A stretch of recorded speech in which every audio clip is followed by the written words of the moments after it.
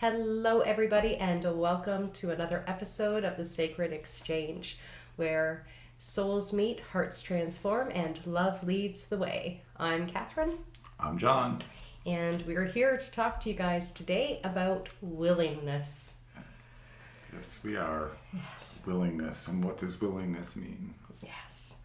It's been a very interesting kind of week with a lot of different dynamics and stuff that have been coming up. And I think also a lot that's coming up for the collective, where the need to be willing is being highlighted for a lot of people, but a lot of us are still in resistance to what needs to be done. Yeah, and really I think we need to look at what does that mean just in general, right? The willingness. Yeah. Because it means a lot, it means different things to different people. Yeah. So what does it mean to you then? Well, to me, the willingness is at every crossroad, every turn, every decision, have the ability or at least the understanding to see everything, to see both sides, to just let it be as it is. Be willing to not, to be willing to do. Mm-hmm. Be accepting of whatever that is. Yeah. Yeah. My stance on it is very similar to yours in that I know what my vision is for what I want in my life. And my willingness is to face everything that comes up as a part of the divine plan and to realize that it's all a part of the divine plan. And I guess my willingness kind of goes over into compassion, that I'm willing to meet all parts of me that see whatever's coming up as not being divine. I'm willing to find the divinity that's in that, which means to go within myself. It's not about changing the external, which is what I had a hard time with for the longest time, because I thought if I can change this, then I'll be at peace. But it's like if I can find peace, then it doesn't matter what's happening out here. And I think showing the compassion in those moments is part of that willingness, right? It's the willingness to be in that bad spot or be in that non-preferable spot. Yeah. And being okay with that. Yeah. Yes, it's not great, it's not this or that, but you're willing to go to those depths, to uncover what you need to uncover, to learn what you need to learn. Yeah. And not just say, nope, I'm not doing this. I'm willing to experience whatever needs to be experienced. Yeah. I'm willing to take on whatever needs to be taken on. Yeah. And one thing I want to just kind of point out is like, it's not that you're obligated to, no. Right? And it doesn't feel like, because I think in the past, I used to hold on to that willingness as being like, oh, it's my responsibility, and feel the burden of that being my responsibility. And now I don't move through it like this is my obligation or this is my responsibility, but also because I have an awareness, because I have knowledge, because I've been privileged enough to experience healing and take teachings and all of this sort of stuff, even the ability to read books and stuff. It's like, that's my privilege. Yeah. So now I can take that on and I can move through it. If someone else isn't willing, that's okay. It's not my job to make them willing, but I can at least do this myself. Yeah. And there's something I find that's kind of empowering in that, to be like, yeah, I can just heal it. Yeah. Well, it's an opportunity, right? And I think that's where we need to look at things, some of these situations and some of the things in life just a little bit differently, where it's like, sure, there's all these great things that happen in life and we just, this is our preferred reality, whatever. We don't look at the opportunities within that to go further. Yeah. And having that willingness to walk through these things or see things in a different light. Yeah. Is an opportunity for you to grow. Well, it's so expansive, right? Yeah. As soon as you meet any situation that you kind of come up against, it's like, ugh, I don't like this. But then you go, okay, so I'm willing to meet the parts of me that don't like whatever this is that's showing up. That in itself just expands who you are as a person and allows you really to just open your mind. Yeah. Right? Like to see that all of these things, they're just alternatives to what your preferred way of life should be. It's not personal. Yes. It's not, an attack. It is just that. And it's just that piece of willingness to be able to see that it's not personal. It's just life. It's just things happening as they happen. Yeah. Yeah. And that willingness to see it that way it's important. I think it's an opportunity for people to let go of a lot of these things that they tie themselves to, and a lot of things that we were taught I don't want to say incorrectly, or I don't want to put a stigma on what we were only learning as we go through life. Yeah. And that goes for generations in the past. They were only using the tools that they had that were available at the time. Yeah. Yeah. It's like no hard feelings. Yeah. I get why you thought what you thought, but also now I see a different way. Yeah. And it's not that you were wrong. It's just that you couldn't see this different way in which I'm able to view it right now. Yeah. And like, as you're talking about that, it makes me think of the Meatloaf song, I would do anything for love, but I won't do that. And ultimately, I think we all kind of come up against these hard edges of our willingness, where it's like, I'm willing to do this for love. I'm willing to do this for a relationship, but not that. Yeah. Right? You want me to forgive this person? No, I'm not willing to do that. They need to change. But in there lies the opportunity, right? Exactly. What is it the not that you should be focusing on? Yeah. And we were just having a discussion earlier today about saying no to things, or what, like, this is not what a preferred reality. Well, why not? Yeah.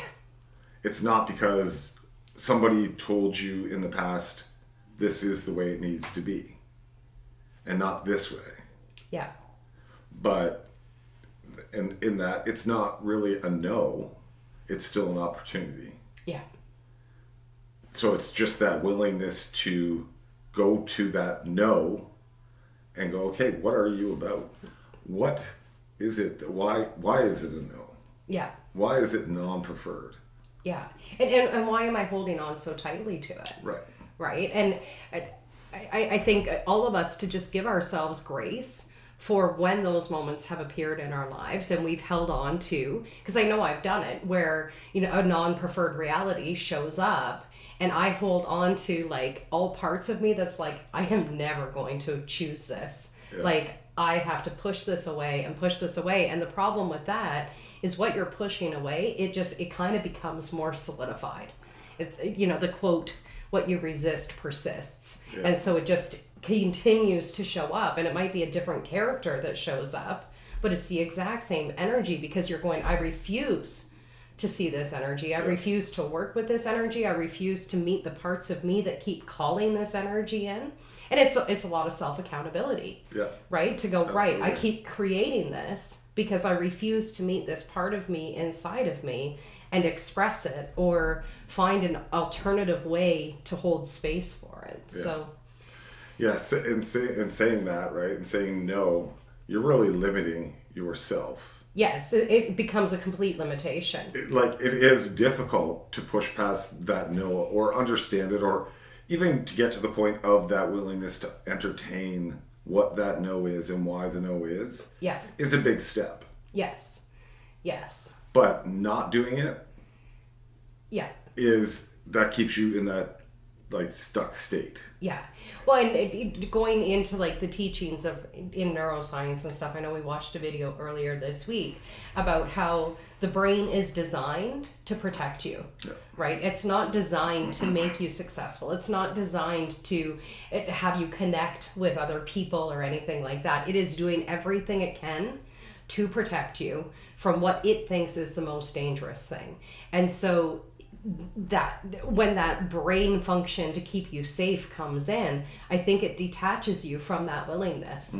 Because to be willing, you would have to bypass that part that's trying to keep you safe, that's going, that thing is dangerous, Yeah. and show that part of your brain, no, this isn't dangerous. This is just an illusion Yeah. that's been made up by... Because it's all an illusion, Yeah. right? And I mean, that's where the mind starts to go, what? It's all an illusion, but it's like any hard edge that you come up against, it's showing a separation between you and another person, or it's showing that an experience that you're in is like a non-divine experience. That's an illusion. Yeah. Right? Yeah, based off of positionalities of what your preferable... of what has really kept your brain safe. Life looks like, yes. You know, and it's so... It's interesting because I can look back at like our journey together and the times that we were kind of stuck in different situations and going, there's absolutely no way out of this. And, you know, you kind of look for all of the proof of there's no way out of this. There's no different way to see this. There's no different way to do this. And yet, slowly, there was a willingness that was there. And I think sometimes it comes down to finally getting to a place where you go, I am not accepting this as my reality anymore. I'm willing now to do everything I can to try and get out of this, which might be taking the one step I don't want to take. Yeah. Yeah, I think it is interesting because we were talking about this earlier too, is about looking back at when we were not willing. Yes. When we were tied to these, like, this is the way it has to be and there is no other way. And now looking back at it, it's like, wow, just yes. Why are you tied so tightly to this positionality of this situation? Yeah. Well, and especially when you understand what your mindset was at the time, what your thoughts were at the time, what your beliefs were at the time. And it's like, when you grow beyond that and you look back and you just kind of go, why did I believe that for so long? Yeah. And why was I willing? Because ultimately, I guess it's the alternative of that willingness is, why was I so willing to believe that I was a victim for so long? Why was I willing to believe them or the collective that has been wrong, or my memory or whatever, versus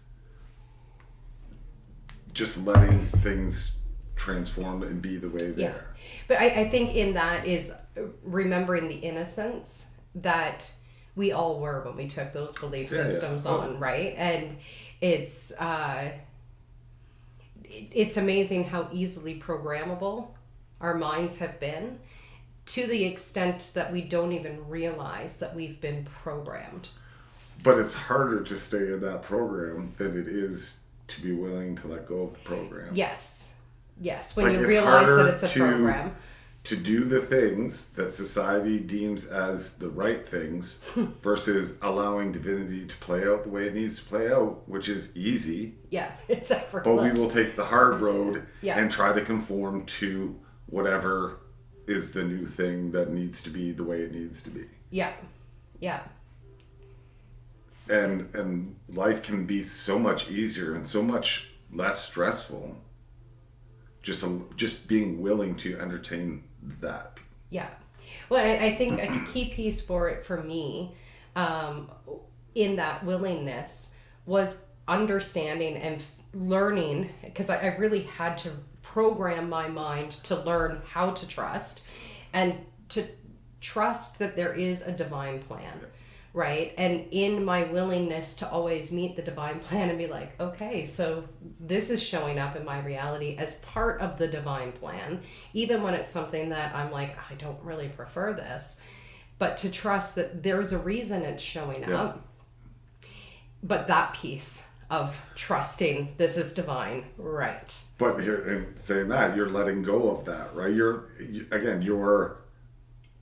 letting go of those controls that have programmed you, which is, it's hard, but it's easy. Yes. Right? It's easy. It's hard to have that trust that I can let go of this. Mm-hmm. But this causes me to work more and do more and do all these things that are acceptable versus the thing that is not, I don't want to say not acceptable, but just letting it Yeah.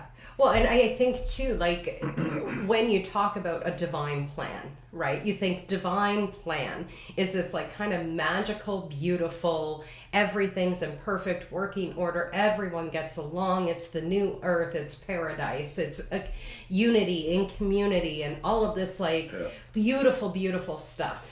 And so anything that doesn't look like that, we're like, well, that's not divine, Yeah. right? And it's like, well, there's a reason it's showing up. There is a divine plan for this as well. And I think we get into such a kind of fight battle with, again, what we prefer and what we Yeah. think it should look like, how we think we should be treated, how we think people should talk to us, or whatever, instead of going, right, this is just divinity working its way Yeah. through all these positionalities and stuff. It's okay. Yeah. But I Yeah, say it's it not like it's easy. always the light. It's not, it's not always good. It's, you have to be accepting that there is that non-preferable things that are going to come up. Yeah. And that is part of that divinity. It is still the event. It's not, the preference is on you. Yeah. That thing that you don't prefer is perfect to somebody else. But it's not perfect to you because that's your preference. Yeah. Take that away, it is still perfect. It's still divine. It's still what it needs to be. Yeah, absolutely. Absolutely. As you were saying about, like, you have to accept that this is all a part. And I can remember parts of my mind that have fought the idea of, why do I have to accept this? Why can't they just be the one that changes? Or why can't this circumstance just be the thing that changes? And I feel like that it's something that all of us as humans go through, of going, well, I shouldn't have to accept that. And it's so interesting how we can hold on Personalize to it. that. Yes. Yes. Yeah, it's why not me, right? Yes. If not me, then who? Yes. And if we go on the sense of we are a collective, then it is all. Yeah. So it's not just me that's choosing this. Yeah. It's not choosing to be willing. We all have to we all have to make that choice. No one can make you be willing to see things differently. Yeah. No, you have to have that willingness to see things differently. Yes. You have to be open enough that, oh, perhaps I'm actually wrong on this. Yes. And I think we all run into difficulty with that, because to be wrong in the past has meant punishment by law. Do you know what I mean? Whether it's like your parents are giving you trouble for making a mistake, or we look at throughout history when someone made a mistake and what those punishments were to admit wrongdoing is like, now you're imprisoned, or now you're beheaded, or now you're burnt at the stake, or so it's like the stakes are high. Yeah. Do you know what I mean? To admit that you're wrong. So it makes sense that the mind would go, yeah, we can't do that. Oh yeah. Like, that's Absolutely. death. So I always kind of laugh at the mind, because it is very dramatic, right? But it's in that dramatization and really allowing yourself to go, right, so I actually believe I'm going to die if I admit that I'm wrong, and then accepting that. Like, am I willing to die for this? Yeah. And it's really just a part of the ego that's going to die. And we have like a million ego deaths, but it's that willingness of like, okay, I'm going to let this part of me die off too. Yeah. And it's not easy. Like, we can sit here and we can talk about it, but we do constantly meet these different parts of ourselves that are like, I don't want to die. Yeah. Yeah. Yeah. Yeah, and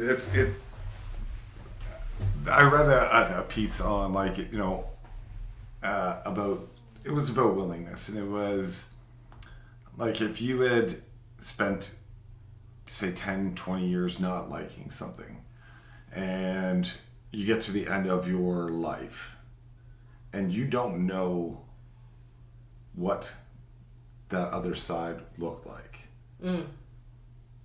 Yeah. how does that make you feel? Like, do you spend 20 years not liking, I don't know, coffee? Yeah.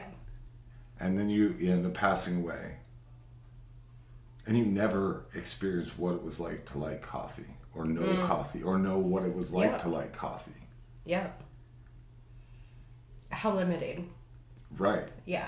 It's interesting as you talk about that, because our one child, he's obsessed with Nirvana, and you also really liked Nirvana when you were a teenager. And I never cared for Nirvana's music because I didn't like the people that I knew that liked Nirvana. So I was like, no, I'm not listening to that music. I thought it was trash. And it was only when Odin started to listen to the music, and then you guys were like talking about Nirvana all the time, and we're listening to the music all of the time. And the music is so beautiful, and the message is so beautiful, and everything that Kurt Cobain stood for, it's so beautiful. And I bypassed all of it because I didn't like a group of people who enjoyed that music. Yeah. And I associated the music with them. And so I was very limiting to myself about that music. And thankfully I've been able to experience Nirvana's music now through a lens of love instead of a lens of like hating on it's it. That, right? that willingness to see the other side, right? Yeah. And that's kind of where I was going was, you know, you don't have to be a coffee lover. You can still try it and go, yeah, not for me. Yeah. But don't spend 20 years or 50 years or whatever years of your life saying no when you don't know. And don't get to the end of your journey here without questioning and at least being willing to see what that other side looks like. Yeah. You know? Yeah. Because it's a lost opportunity, a lost possibility. There's so many things that we can experience. Yeah. But we limit ourselves. Yeah. Just because X, Y, and Z. We make an identity with something, and then we go, this is just absolutely who I am now, instead of going, I can be this as well as all of this. Yeah. Like, I know I've had a couple of conversations with people who, you know, perhaps they've detached from watching TV, right? They're like, oh, TV programs us, TV's just filled with all this useless whatever. And so they go, I just don't watch TV anymore. And then I said to them, you know, like, we watched this really beautiful film, like, it's excellent. And they're like, oh, I just don't do TV anymore. And it's like, that's fine. Not a judgment on them, but also sometimes I think there's beauty that comes through TV. There's beauty that comes through movies. There's like, it's all different art forms that you can expose yourself to. And by going, well, that I just don't listen to music, or I just don't watch TV, or I don't do this or whatever. We can become so identified with what we think is like the better version, and then miss out on all these kind of other opportunities to be able to expand ourselves. Yeah. Well, it's again saying that it's limiting, right? Yeah. So art is an expression of divinity. Yeah. And whether it comes through TV, whatever media that is you're using, whether it's TV or song or art, there's still that expression of that divinity. Yeah. That you can choose not to want to see that. Yeah. That's fine. But or you can have the willingness to appreciate divinity in all. Yeah. Well, and one of the things like about TV that I think it just makes it entertaining for all of us is we get to see all of the different characters of ego play out, right? And we get to kind of empathize with the different characters, or, you know, sometimes we villainize certain characters, or we go, I see, that's me, you know? And I think there's a beauty in that, because you start to develop, I don't want to say a relationship because they are fictional characters, but there is some sort of affinity that happens, or personal understanding that happens when you watch other characters play out different scenarios. So I think there can be such beauty to seeing how different people go through different events. It's the same with reading books. How does each person go through different events. Yeah. And then we start to learn how to access different parts of ourselves where it's like, oh, I could do that, or I could think that about myself. And yeah, I think I've just been so impacted by so many different forms of art throughout my life, whether it was a song or a movie or a book or whatever, a piece of art, where it's like it allows you to access that kind of expansiveness, which then opens the doors to that willingness of, I'm also willing to become more like this. Yeah.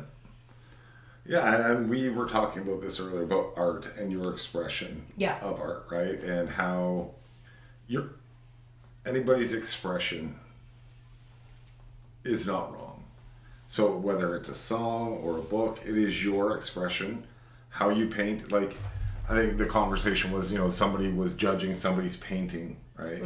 As, oh, you're not good enough to paint. Well, that's an expression of your divinity. So you're, in a sense, somebody's saying that your expression of what divinity is inside of you is wrong. Yeah. That is never wrong, folks. Yeah. That expression is your expression. It's your expression on whether it's a book, whether it's a song, whatever you're doing creatively that is allowing that outlet is you mirroring that divinity that's inside of you. Yeah. Yeah. And it's never wrong. And having the willingness to be able to see that people are just expressing that what's inside of them. Yeah. Is, to me, that is something that we all need to pay a little more attention to, where it's not judging somebody. Remove this judging piece. Yes. And allow people to express the way they're going, and be accepting of how they express. Because you may not want to watch TV because you don't see but other people do. Yeah. And maybe try to watch this, or try to see it differently. Try to hear it differently. Yeah. There's plenty of songs that we've listened to time and time again, and we hear them differently at different points in our lives. Absolutely. Right? Absolutely. It's just that willingness to go, oh, there is a difference here. Yeah. It's not just this rock song means this and blah, blah, blah, blah, blah, but you look at the words and you look at how it's laid out, it's like, oh, there's a different, deeper meaning here. Yeah. Well, like when you're talking about that, I do want to come back to the art piece, but when you're talking about that, the Landslide was one of those songs that I listened to, like it was a mantra for me. And when they sing, I took my love and I took it down, I used to be like, yeah, I took my love down, I boundaried up, I got rid of the toxic people, whoa, look at me, I took my love and I took it down. And I was like kind of proud of that fact. And it wasn't until after we had the first Camino experience that I was listening to the song, and it was like hearing it for the first time of like, wow, I took my love and I took it down. Look at all of these people that I stopped loving. Look at all of these boundaries that I boundaried up because I thought my ego was more important than developing this relationship or whatever, and all of these experiences that I've just erased love from. And it was like a real reckoning of like, holy shit. Did this. Yeah, of like, wow, I took my love down. Like, that's heartbreaking, Yeah. So yeah, listening to songs in a different way is like, yeah. But to come back to that art piece and that expression of the divinity, I always think of like, little kids. The first time they make a picture, and it's like, you can't tell what the picture is. You have to be like, oh, what did you draw me? And they're like, it's a dog. And you're like, okay, I don't see the dog there, but whatever, right? But we're not judging them. No. We're not criticizing them. We're so proud of them. We hang it up on the fridge. Maybe we take a picture of it. We throw it on social media, whatever. And we're just like, look at this child. They're just expressing their divinity. And then it starts to get judged. Right? Or a child that's singing. We're like, oh, look at them sing, or look at them dancing, or whatever. All these different expressions are so beautiful when you're young and innocent. Yeah. And then the older you get, the more criticism you start to get. Why are they dancing like that? How can they call this art? How can they call that music or whatever? And it's so amazing to me, because what I hear from a lot of adults is, I'm not that creative. I'm not a creative person. And they literally shut that part of themselves down because of the criticism that they've experienced through other people who think it needs to look this way or it needs to look that way. Mm-hmm. So it's kind of interesting. And especially where do we really, and here's the thing, I've read books that I don't like, right? I don't prefer them. And I close the book and I go, it's just not for me right now, whatever. I can't see the art in it. Yeah. But I'm not about to like call up the author and be like, well, and you're not going to stop reading books. no, I'm not going to write off books altogether just because I didn't like a book. Yeah. Yeah. And again, it goes, there's still that willingness, right? Because the willingness is, I don't have to like this. I tried it. Yeah. I don't have to, what about it? Start questioning those things too. What about this? Yeah. Is this too challenging for me at this point in time? Honestly, the only book that I've ever closed, like 3/4 of the way through, I was just like, I am done with this book. Because most books I'll read all the way through. Was like the most popular book in 2012, I believe, or 2011, somewhere along there, 50 Shades of Grey. Yeah. I was like the only person in the world who was like, this is crap. Like, and I really didn't like it. Like, the conversation didn't flow. The chemistry that everybody was talking about, I was like, it's pretty, like, it really just wasn't for me. I'm not bashing anybody who it was for. Well, I was going to say, okay, so let's see past that. It did bring a lot of people together. Oh, it absolutely did. And it also helped a lot of women start expressing more so their own sexual desires and all of that. So awesome in that. Just when I read it, I think I was, and maybe that's what my problem was, is I went in with like high expectation that my sexual energy was just going to be like so turned on by this book. And I was like, it's pretty lame. You know what I mean? So I don't know. Yeah, I tried it. And there's nothing wrong with that, right? Yeah. And that kind of goes back to the point that I was making before about, spending your whole life saying no, and then not having the ability to have that experience because now you're no longer on this plane. Yeah. Saying that you have to entertain everything that comes up, but question it, or at least be willing to look at it in a different way. And honestly, when you say that, it's like, but why not try on everything that comes into your plane? Like, do you know what I mean? If you have an opportunity to try dragon fruit and you've never tried dragon fruit, why not try it just to see, do I like it? Yeah. If there's a genre of music or a band you've never listened to or whatever, and someone invites you to go and see them, why not just go and experience it? Like, if our souls are here to experience life on earth, why not just have the willingness to experience as much of life on earth, which really just opens you up to so many new opportunities, and you get to start learning so much more about yourself. Like, a lot of us don't know who we are, but a lot of times it's because we've limited ourselves so much. We've put ourselves in this box of, this is the performative actions that you need to be in and live in this, and anything outside of that is not acceptable. When it's like, no, just keep reaching outside of that. Keep expanding. If you have to be in a box, keep expanding that box. Yeah, don't put yourself into those boxes, right? This is societal norms of, you're a parent, this is what a parent looks like. You're a XYZ, this is what this looks like. It doesn't look like anything. We've made it look that way, or we've perpetuated this idea of what it should look like. It doesn't. It looks like whatever it is going to be. Yeah. Well, and I think it's so interesting, like, when you talk about, this is what a parent looks like, or this is what a relationship is supposed to look like.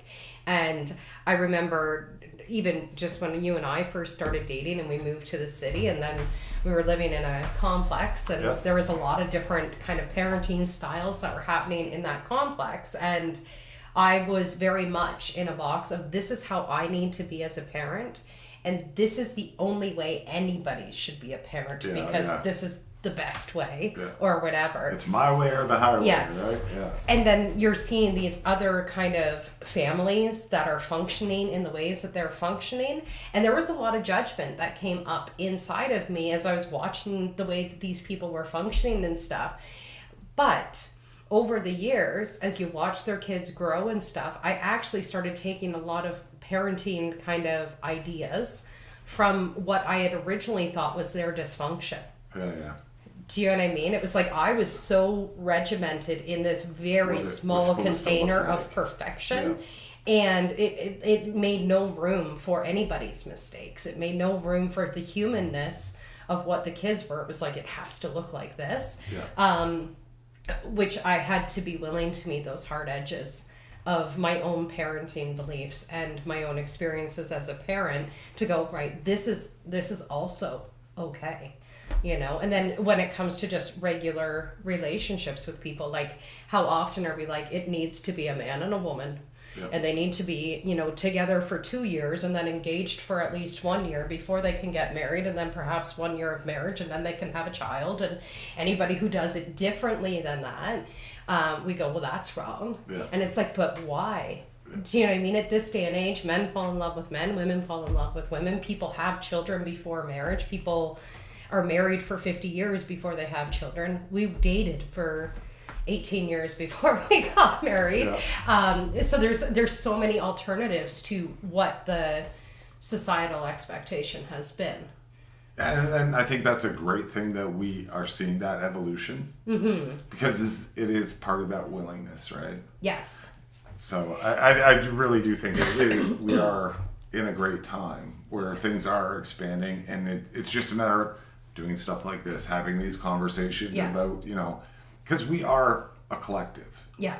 Whether people want to admit, oh, I wouldn't do that or I wouldn't be that way, there's a part of you that is that way because you are part of this. Yeah. You know, there's a few other things that we were talking about in the willingness about ego and seeing ego in a different light. Mm. Yeah. You know, and we were talking this morning about the collective ego. Yes. And it's kind of new information because I don't think you ever thought of it. You know, that the ego is a collective. The divine piece is collective, right? Yeah. That we're all from this source. We're all together in this. But that piece that's here in the ether, being the ego, we take ownership of that. No, it's my ego. But it's really a collective of that. Yeah. Saying and that to all of us. It's like that whatever up here that's saying to everybody, oh no, I'm your ego. No. This is the collective ego telling us this. Yeah. And it's like remembering like our ego is not that special, you know, and the things that have shaped our ego is not it's not even our ego, right? It is the ego. Well, I understand that, but in that separation of self from that collective ego, we go, well, no, these are my shames, and this is how bad it is, without recognizing that every single person on this earth has a shameful experience or is filled with shame about something in their life, if not multiple things. And the same with judgment, and the same with fear, and the same with anger, and the same with grief and pride. Like, we've all got it, and we're all functioning from it at different levels every single day, and all of those positionalities and stuff that come up. So we're not so individually special that we're the only one who's experienced it, or that we're the only one who has to transcend it. Right? And it's when you talk about that collective ego, to me, it is remembering this is part of it. It's the alternative to the divine is the ego, right? Yes. It's a part of that wholeness, and to be willing to meet every single part of that ego. Absolutely. And when you think about it that way, it's like, okay, it becomes less personal, right? Yes. So your struggles or your non-willingness or whatever the case is out there, you have these thoughts of I'm this or I'm that. Everybody is having those. Yes. Like that is not just you. Yeah. It is everybody. So the thing about that, it's like, okay, then people talk about, you know, being alone and this, that. We're, again, divinity, we're collectively one. Yeah. And with that ego, all of our problems, we share that same piece. Yeah. Well, I think when we allow ourselves to admit those ego pieces, right? Because that is essentially what keeps us separated from one another, is we're so afraid if they know this thing about me, they're not going to want to connect with me anymore. But it's like, yeah, you've got it. I've got it too. Yeah. And so do they, and so do they, and so do they. And every single one of us have experienced it in a slightly different way, or with different characters or whatever it might be. But just having that general understanding that we've all been separated from that kind of source energy, and that's okay. Like, you don't have to hide who you are or what your experiences have been, because we've all had those experiences, just in different ways. We share them, right? Yeah. Yeah. Yeah, and another thing that we had talked about a little bit this week, because our topic was going to be, I think, on miracles. Yeah. And we kind of went away from that because... We diverted. Well... We had the willingness to shift. I was going to say, yes. Willingness just seemed to, I don't know, be more prevalent. And I think the part of miracles, and I think this went back to the World Series and all the looking at the positives and looking at the other side of things. And we don't see, or people don't see miracles as they I won't say as they should, but we take for granted all of the little miracles, right? Yes, yes. And I think when we were talking about it, it was kind of like, okay, so the Blue Jays, when we were cheering for the Blue Jays, didn't win the World Series. Yeah. But on the other side of that, bringing that miracle of that brought everybody together. Yes, yes. It was like the second highest viewed game since the 2010 Canadian Olympics. Yeah. Like worldwide. There were people tuning in worldwide to watch that. So it's like, right, it brought all these people together. Yeah. And that's where I think we need to put a little more emphasis into that, is that Canadians or whatever, America, it doesn't matter. I mean, but the fact of the matter is that is a miracle in itself, that piece brought us all together in unity as a collective back to that source for a sport. Yeah, well, and I mean, going back to talking about like whether or not we watch or participate in this, that, or whatever, being in a spiritual community, I've heard from a lot of people like, oh, I don't watch the Super Bowl and blah, blah, blah. It's this, that, and whatever. And I can understand the perspective in which they're coming from, because it's like, yeah, there's a lot of money that's involved in that. And it's a lot of advertising, and it's a lot of whatever. And at the same time, because of your love for football and the boys' love for football and stuff, I've watched a lot of Super Bowls. And there is something in that energy of everybody coming together with all these different backgrounds and everything that is we're here to cheer on this sport. It does bring a unity. And that's the piece that I think a lot of people don't realize that happens with these sports games or with like a big movie release or whatever, is that togetherness. And I think that's what it's all about. Yeah, and I think when we were out watching the games, we really felt that. And we started like not feeding off of it, but really being attracted to that, right? Where it was like, you're in this energy, everybody's in that same energy. Yeah. You may not like baseball, you may not like whatever it is that's bringing people together, but you do like that feeling of that energy, that we're all miracle together. of like, we're all on this same page. Yeah. And I think if we just looked at, remember, life is like that. Yes. Right? Like, life is the event. Us living is the big football game, is the big baseball game. Yeah. Let's be as excited as we are for this game and for this event as for life as well. Yeah. And just be in that togetherness. Yeah. Well, and I think we talk about miracles as though like it has to be like this big divine like angel from the sky and this magical awareness and la-di-da-di-da. But like truly, every time you forgive someone, it's a miracle. And every time you choose love over whatever your ego is telling you to choose, it's a miracle. And every time you have like a little aha of like, oh, I could have done that differently, it's a miracle. Like knowing how much of a difficulty it is sometimes to choose the higher path instead of what the most comfortable path is, that's a miracle. It's something that many people don't do every day. So every time you do it, it is a miracle. The fact that, I mean, that we're alive. Do you know what I mean? Yeah. Like, I've got all these cells inside of my body that I don't even know the names of. Yeah. And they're like, you don't need to know the name of me. I will sustain you. Yeah. You know, my heart functions the way my heart, like, I don't know how it all works. And yet it just carries me. And it's like, well, that's a miracle in itself. You know? And I think sometimes we put too much, I don't know. Well, we've been given the wrong idea of what a miracle is, right? Like, somebody has planted something as to what a miracle looks like. Yeah. And this, if it doesn't hold to this bar, like, you know, if somebody's not walking on water, then it's not a miracle. Yeah. And you it's know, like, that's... when you even say that, one of the...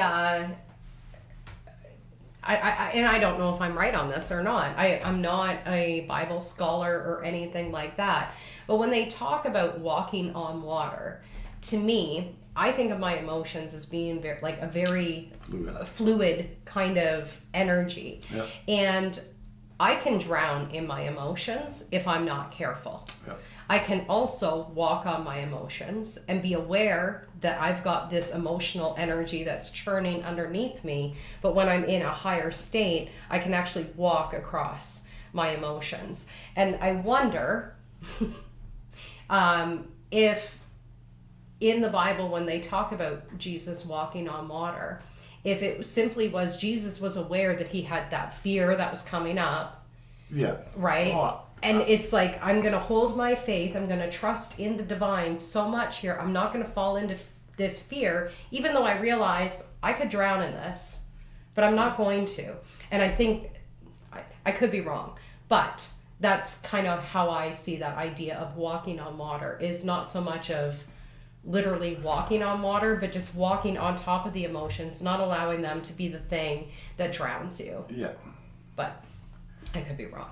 Yeah, and I think there's a lot in the Bible that it's not, this was the actual event. This is, yeah, you know. But we talk about it like it was like literally he walked on water. But this is what people expect in a miracle. Yes. Now, I don't want to get into too many details, but we witnessed a miracle this week. Yes. Oh, it made me cry. Like, yeah, it was a series of events, you know, going through my history and going through the work and doing, there's a lot of things that I'm going to say 6 months ago.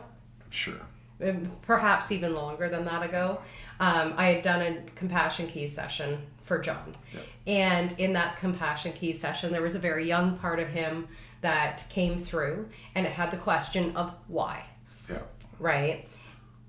And then Tuesday night, he's done a lot of work. He's been going down like a historical kind of navigational path with family history and all of that sort of stuff. And there was a song that came to your mind I guess, and you had said to Odin, hey, you should learn how to play this song on the guitar. While My Guitar Gently Weeps by the Beatles. Yes, yes. And so we were laying in bed, and I'd never heard the song before, so we looked up the lyrics, and then I was like, yeah, I really don't know this song at all. And so you put it on the Google Home, and you closed your eyes, and you started singing. And in that, you're getting emotional all over again.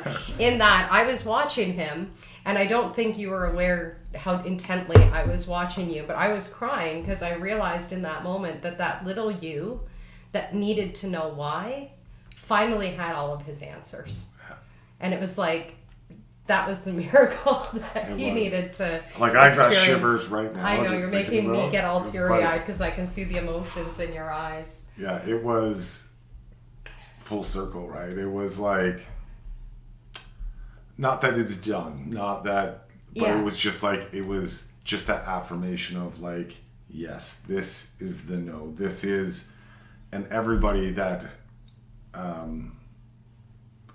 participated in my life was kind of free at that point. Yes. Like, all of my ancestors were just kind of like, yeah, yes, this is the event. This is the football game, the baseball game, we're all with you on this. Yes, it's that unity Yeah. of, and you can understand every piece that's kind of brought everything together, and it was beautiful.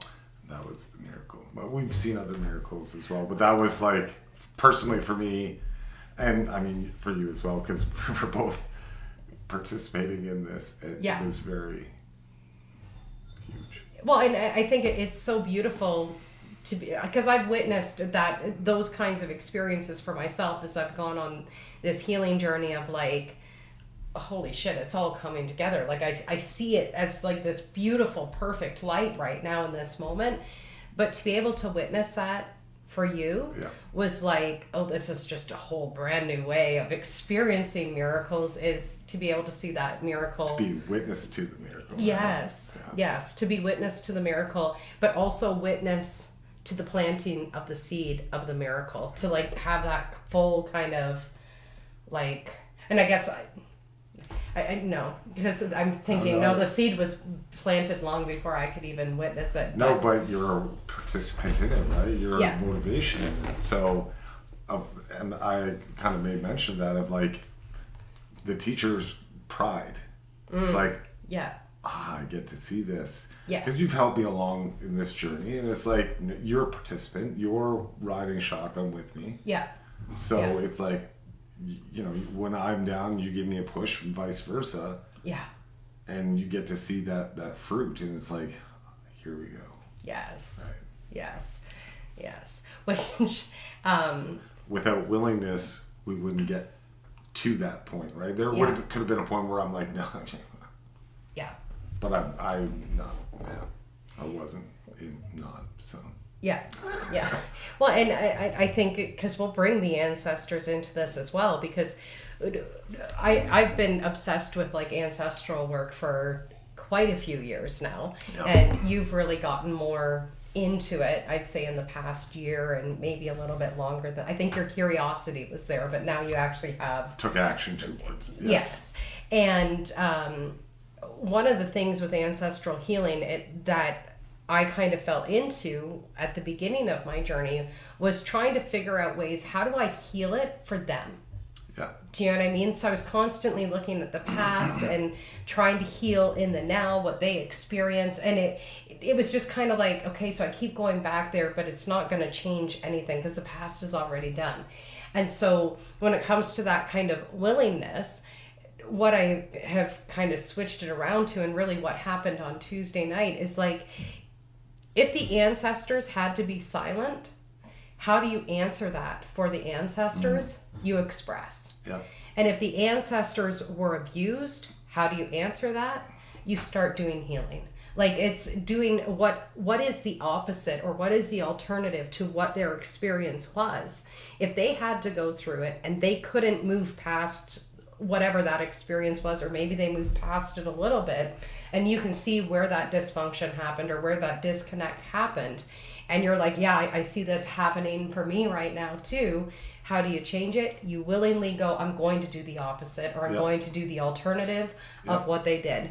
They all had to be silent. I am going to sing as loud as I can. I'm going to speak as much as I can. I'm going to express as much as I can. That's my answer to them. And I feel like when we do that, they all start cheering, but they're like, finally, someone can do this, because now it's the remembrance for them that gets planted. And it's not about changing what their experience was, but it's planting those seeds for remembrance within your cellular body, because your cells remember the trauma, which means your cells can also remember the gifts, right? And then as you do that for yourself, if you're expressing more, then what does that do for your children? It helps them to express more. Helps, I think, the collective. Right? Oh, absolutely, the collective.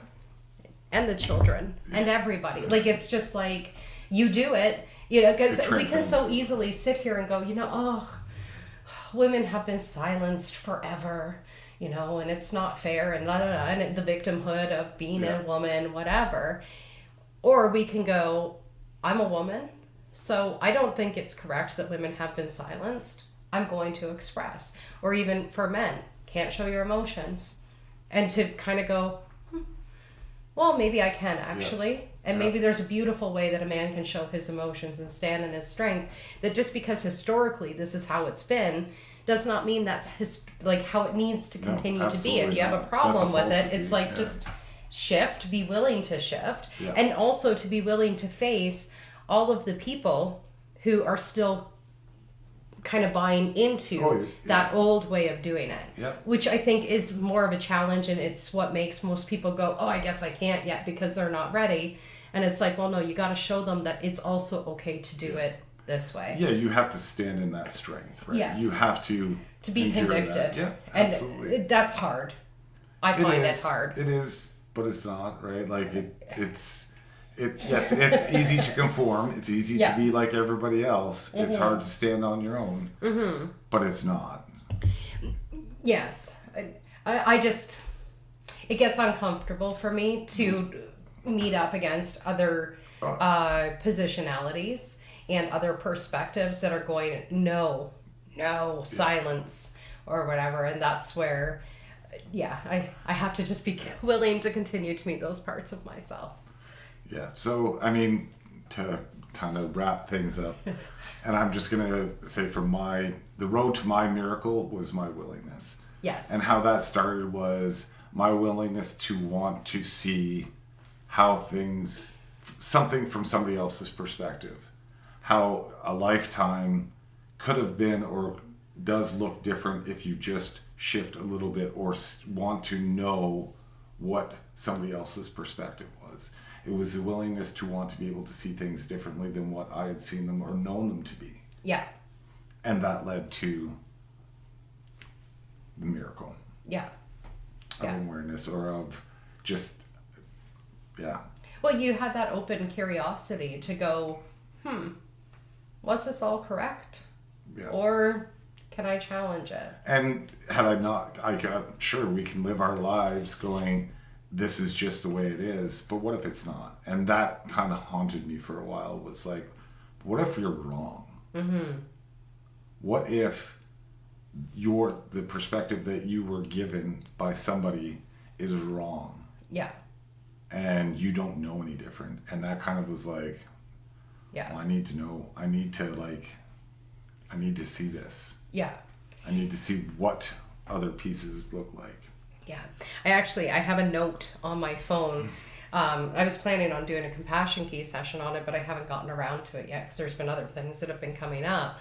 And literally all I've written down there is what if I'm right and what if I'm wrong? Because there's such a duality in those same two sentences of like, what if I am on the right path? And there's fear that comes up with that. Like, what if everything that I think is going to happen actually happens? What is that going to look like? And also, what if I'm completely wrong? And everything that I think is absolutely... And I can feel this kind of pull this way and that way of going, I don't have a center in what if I'm right or what if I'm wrong. And that full acceptance of both. Yeah. And that's that willingness piece, I think, right? And just to kind of change the language a little bit that's why I put perspective in there. Because neither are right or wrong. Yes. You're on the right path. Yeah. You're on the path. Yeah. And the path can never be wrong. Yeah. Well, and that's just right? What is the perspective of that path for somebody else's eyes or from your own experience, but without those limiting beliefs of right and wrong? Yeah. Well, and that's just it with the whole what if I'm right and what if I'm wrong. There's those positionalities that's believing that one thing is better than the other. Yeah. And it's such an like in my mind, because I haven't really vocalized it a whole lot out loud yet. But in my mind, to be right, like, because it feels like the things that are calling me forward, it feels like it's a message from the divine to go, hey, do this. And it's like, okay, so I am willing to do whatever it takes to do this because that's the vision and this is where you're leading me. And then on the alternative of that, it's like, well, what if this, what I feel like is this calling or like this divine guidance is just complete garbage. And really what you're doing is destructing and destroying and whatever. And it's like, I'm either creating God's purpose or I'm creating complete destruction. Well, Do you know what I mean? And that's where the mind goes, it's one or the other. And it's both at the same time. And that whatever shows up because of that is also divine. And that then leads back into that trusting piece of it's all divine. Yeah. Yeah. So. Absolutely. It's that willingness. Yeah. Yeah. Goes back to the willingness. And so I guess I would invite anyone who's watching at home to look at, where have you said, I would do anything for love, but I won't do that? And can you expand on the I won't do that into a willingness to perhaps just open it a little bit, stretch it open a little bit? Yeah. I would even start with entertaining the idea of looking at it. Yeah. That what if you're right, what if you're wrong? Yeah. You don't have to confront things. You just have to entertain the idea. What if you just entertain that idea? Will it lead to more? Yeah. Just take that one little step. Yeah. And I would also invite too, with those what if questions, is think of it as like, what are all of the possibilities that could happen? If you were willing, what are all of the possibilities that could happen? Yeah. Could you heal your relationship? Could you find forgiveness? Could you do the thing that you've always wanted to do? Could you break free of a limitation? And get kind of excited about it, because even as I start asking those questions, it's like there's an excitement that starts to come up, and that excitement can actually overcome those fears that are on the other side of the non-willingness. So yeah, we invite you to just get curious about your willingness. Yeah. Definitely. All right. So thank you, everybody, for joining us here again for another episode of The Sacred Exchange. As always, you can reach out, ask questions, info@compassionwithcatherine.com. And we look forward to hearing from you, and we'll see you again next week. Bye. Take care, folks.